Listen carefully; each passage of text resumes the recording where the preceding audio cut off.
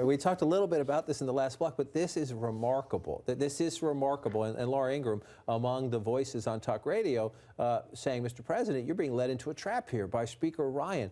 To have this family feud, some of this is about policy, some of it's about the responsibility of governing, but to have this play out on, this is the first big test. This is what they decided to do first. And the Republicans in Congress have campaigned on it for years. The president campaigned on it last year, was part of his victory. The idea that the knives are out already is, I guess it's Washington, but wow. But look, who better to understand the political toll that can be extracted on health care if it screws up than the people who extracted that toll. I mean, the Republican Party managed to take Obamacare and hang it around the Democrats, as you said, for both midterm elections and then ultimately to help Donald Trump get elected. So they know the power of this issue and they know how it can backfire, and that none of them want to be on the same ship as it's sinking. But what happens? So what if they sink? What if they sink, to keep with your metaphor, what if they sink the current ship, the House Republican plan? Because it's fascinating. Speaker Ryan's under credit. What he says is, I've tried to find the sweet spot. I've tried to get enough votes to make this work, and then we'll amend it, maybe some in the Senate and come back. But like, if we nitpick this every day, it's going to collapse. You heard Laura Ingraham there, an influential voice to conservatives. She's here in the Washington area. Chris Ruddy runs Newsmax, the conservative media site. He says this about Speaker Ryan. Trump figures things out pretty quickly, and I think he's figuring out this situation, how the House Republicans did him a disservice. President Trump is a big-picture, pragmatic Republican, and unfortunately, the Ryan Republican plan doesn't capture his worldview. So again, going after the Speaker, let me posit the question this way. But if they crafted a bill that actually kept the president's campaign promises, wouldn't it be a lot more expensive than the Ryan bill, a lot more government than the Ryan bill? Because the president, during the campaign, was not a Republican, talking about all these health care promises we should keep, including coverage for anybody who wants it. Well, first of all, it would be a lot more like the existing law than anything that most Republicans want, because he would just, Trump picked out a lot of pieces of the existing law and said, I like that. But I don't think that President Trump or candidate Trump ever had a plan, ever had a coherent way to make this work. And what the Republicans are finding now is the truth of the matter about health care, which is that this is not easy, and they've never tried it before. The Democratic Party has, for decades, wanted all Americans to have health insurance. That was one of their animating purposes. And they've tried a lot of different things and had a lot of debate inside the party over how to do it. Republicans, this is not, for most Republicans, what gets them to run for office. It's not the reason they get up in the morning. Now they face a situation where if they want to repeal a law they don't like, they have to replace it with something else.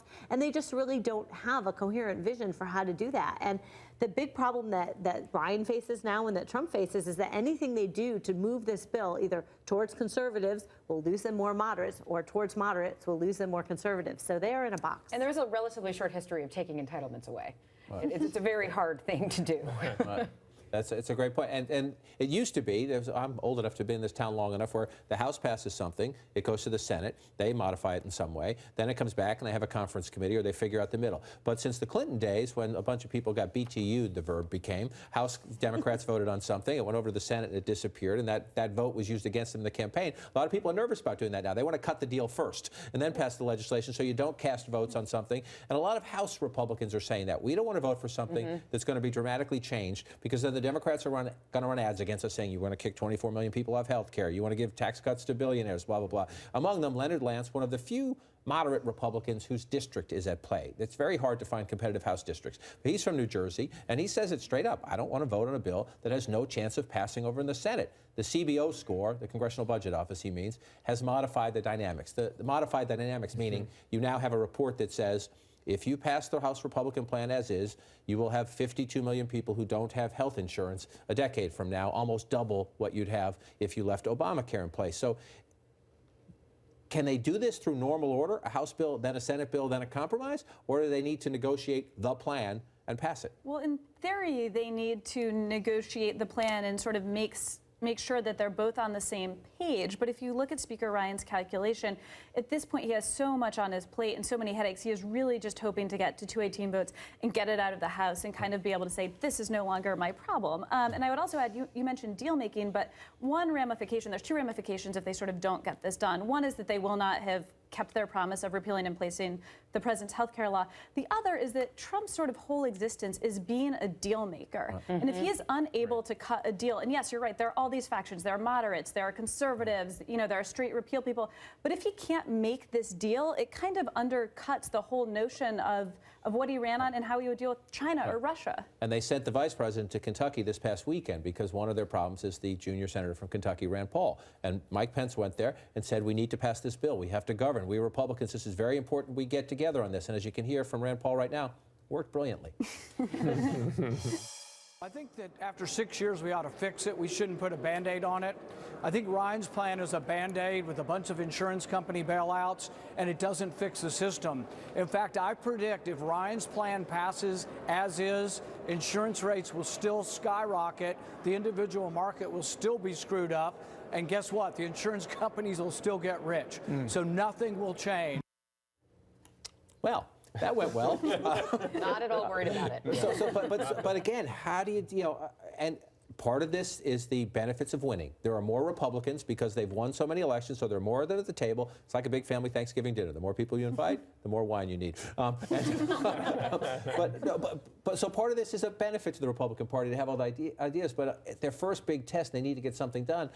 Rand Paul's nowhere near convinced to do this. And he's not alone. And to please Rand Paul, you'll lose other people. If you start dialing back when Medicaid expansion ends, you're going to lose those moderates. You're going to lose Republicans from Medicaid expansion states. So it really is. It's tough. And this is why you'd think someone who's a great deal maker could maybe make something happen. But he's also negotiating without Paul Ryan in some of these cases. He's offering the Freedom Caucus, saying that, we could talk about this and some of their ideas, where Ryan is saying this is the bill, this is what we're going through. So there's a lot of conversations going on. I agree. And remember, these are not people that are experienced in this process. With former presidents, you've had even with Obama, he surrounded himself with people who had been deeply involved in the art of negotiation on Capitol Hill. Rahm Emanuel was his chief of staff. These are not people that have had that kind of experience, and it looks like they've pretty badly misjudged the questions of how well they were going to be able to sort of rally the Republican Party behind Trump. A lot of these free market conservatives think this is not the government's business, that the government should be pretty much almost completely out of this business, and therefore take the president's campaign promises where you can keep the most popular parts of Obamacare, which happen to be the most expensive parts of Obamacare. That's where they're philosophically at deep odds. I think that absolutely, and I think that we see all sorts of reasons. We haven't even talked about all the interest groups, the conservative interest groups, the hospitals, the healthcare groups who are basically universally opposed to this. There are a lot of problems with this bill. I think, though, that at the end of the day, the question is if it is on the verge of collapse, and they say to the party, say, okay, here are your choices. You vote for this, and this is what Ryan is trying to say, or we keep what we have. Then will people decide, you know what, I can't live with that?